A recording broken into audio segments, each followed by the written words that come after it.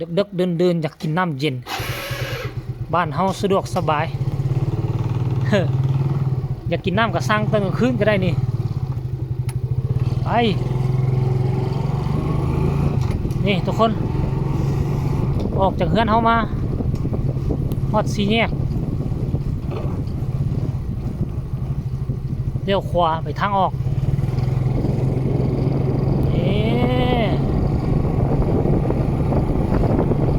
8 โมงกลางคืนอยากกินน้ำก็สั่งเอา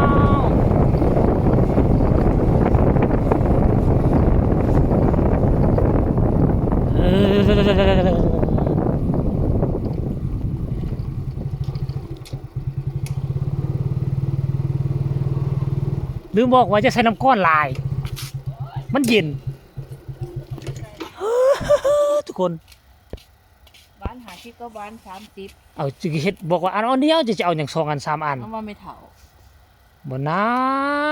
บอกว่าไปกินแล้วว่าบักเท่าเนี่ย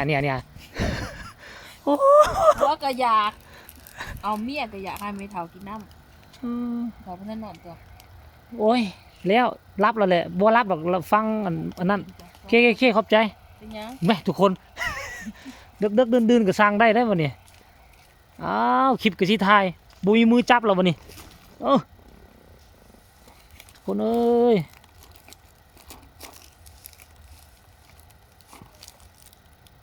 นี่ได้น้ำเลยทุกคนเอ้ย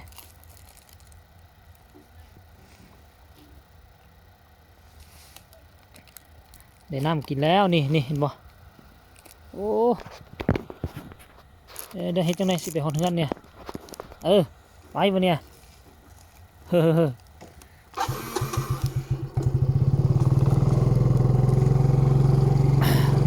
ไปต่อ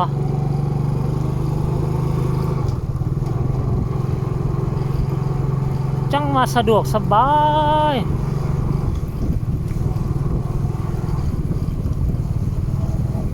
82หลังคาเฮือนมีครบทุกอย่างซุปเปอร์มาร์เก็ตห้างกาแฟเขาเอิ้นว่าหมู่บ้านคนรวยแต่ว่าเฮาก็บ่ได้รวยคือเขาเด้อ